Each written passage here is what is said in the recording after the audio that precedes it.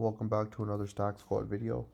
Today I'm just kind of gonna be going over my portfolio, showing kind of what damage this war and whatnot has done so far, what I'm buying, what my plan is, um, kind of for a lot of these positions I hold. I'm in a lot of them, and I'm trying to clean it up a little bit. I'm trying to honestly make it a little bit easier. Um, but yeah, so if we go year to date, I'm actually still in the green, a solid amount. Um, Obviously start going into the last month, it's clearly flattened out. For the week we're down, and for the day I believe we're also down. We were in the green for a little bit, but obviously that came down. So as you can see, the positions we're down in are Aegon, MasterCard, Novo Nordisk, Open Door Technologies, Rivian, Telus, UNH, Visa, and Waste Connections. Everything else we're sitting pretty good. Procter and Gamble, honestly, I was negative, I believe, yesterday. I might be in the green today now. Um, yeah, majority of these positions we're sitting good. Microsoft, it's been having a rough time. Um, for what I've been buying, I bought a little bit of Novo on the second. Received some dividends here. Uh, Bought some Power Core yesterday. I believe this was yesterday, a couple days ago. And then I bought, I believe, 3 shares of Telus. So my kind of thinking, or how I like to do things, is I don't like to, like, my position in CNQ. It's fairly big. I'm seeing a decent amount of growth right now, obviously because of oil and stuff.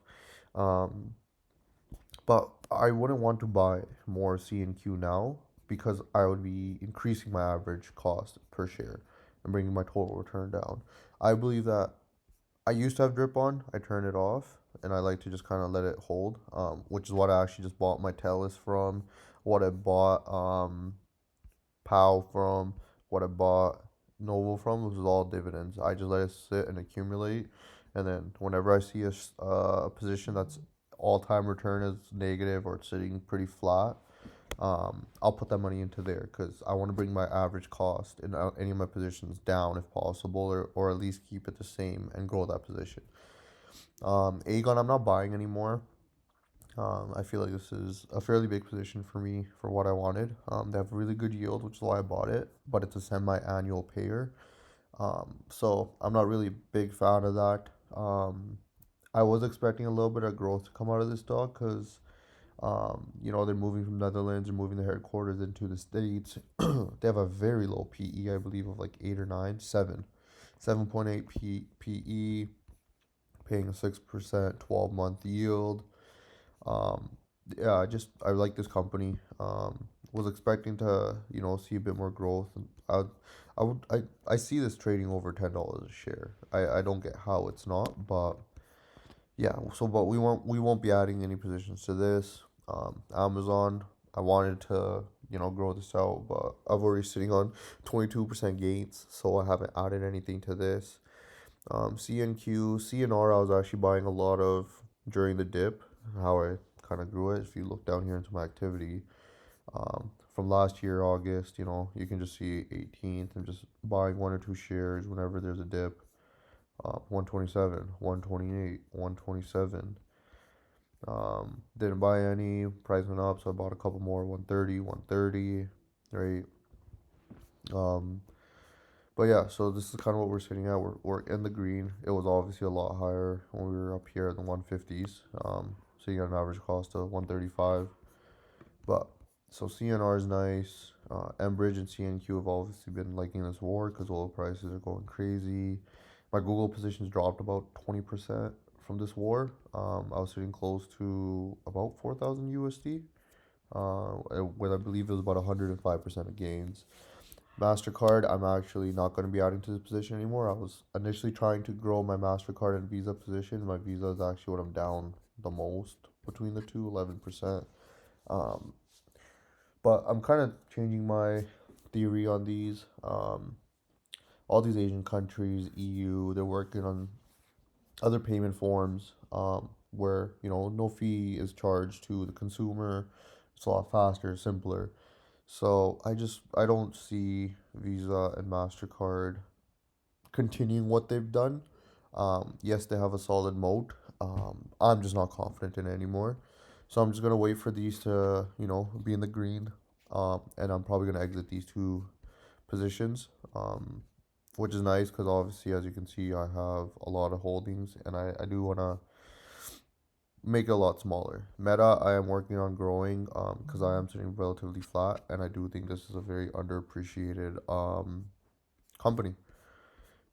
27 PE for a company that has, so many sources of revenue, so many revenue streams. You got your Meta, you got WhatsApp that they're finally actually making money from. All this stuff is looking good in my opinion for Meta. The growth that Google's seen, I think Meta should also see. Over the last year it's kind of flat. So Meta is what I'm going to slowly start adding to now. Microsoft was also something I was adding to because Microsoft's been having a rough year. Um, I just don't like to really buy fractional shares. I prefer to buy whole shares when I do buy. Um, so that's kind of my reasoning. Obviously non-resident tax because this is in my TFSA and I am a Canadian, so the U.S. does charge a withholding tax. Um, but yeah, Microsoft and Meta are kind of like my main two that I do want to grow. I want to be at least 2000 USD, 2000 USD in both. Um, and then just from there, we'll see. Um, I've been buying Novo. I think I bought last week. I bought two shares, I believe, two shares at 37. Just trying to get my average cost down. I was at 46. I was gonna sell around here when it was in the 60s. Um, but I'm a dividend investor. 4.46 is a solid yield. 11 PE.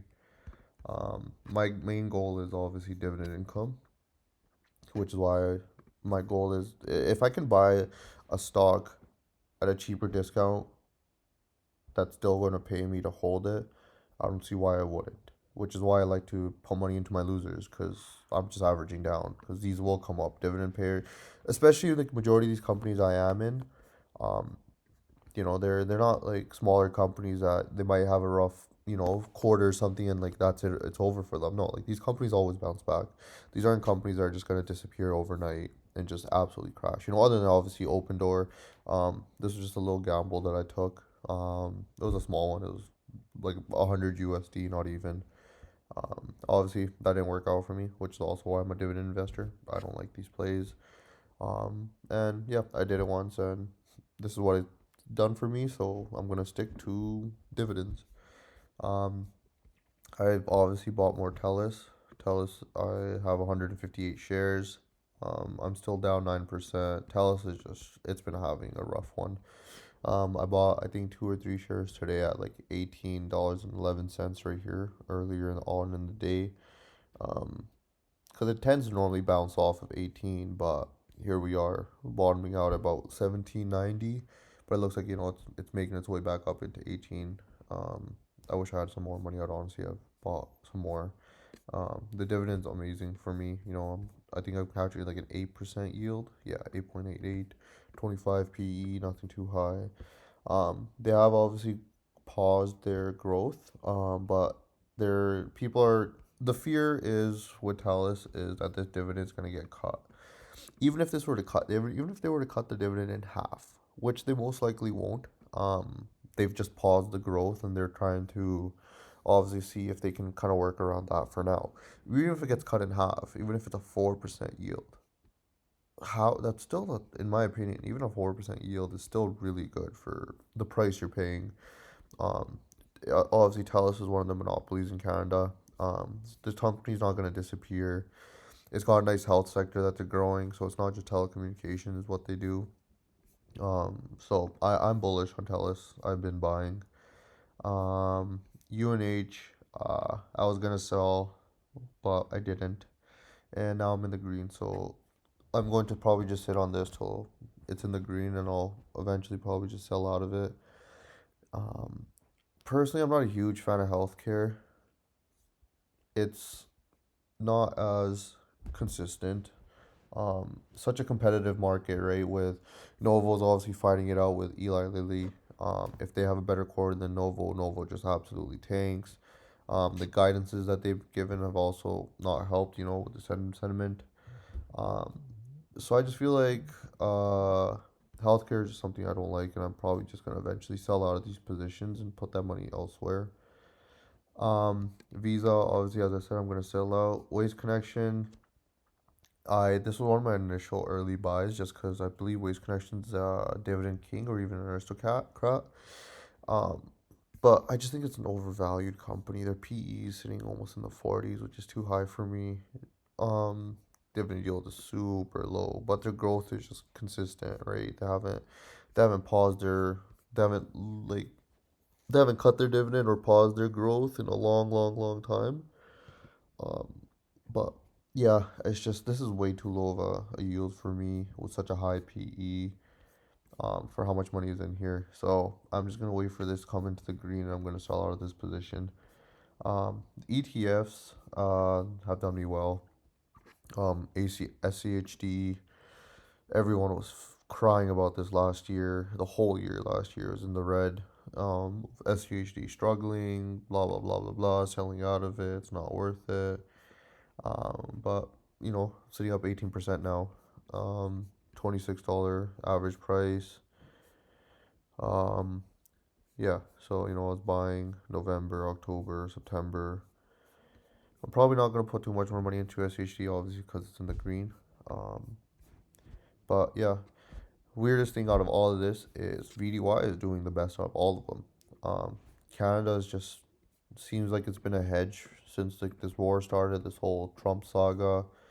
Um, I wish I threw way more money in here because, I started investing this like last year around this time, and then I bought a bunch during this dip. And then it's just taken off since. It has not slowed down at all, right? It's 37% 1 year return, 3.2% yield, and it's a monthly payment, 16 PE. Yeah, I just wish I bought I wish I had like put majority of my money into VDY. Honestly, would have been the easiest, headache free. But I like this. This is what makes it fun for me. Um, I like having my own little small personal positions. I like kind of choosing companies I believe in.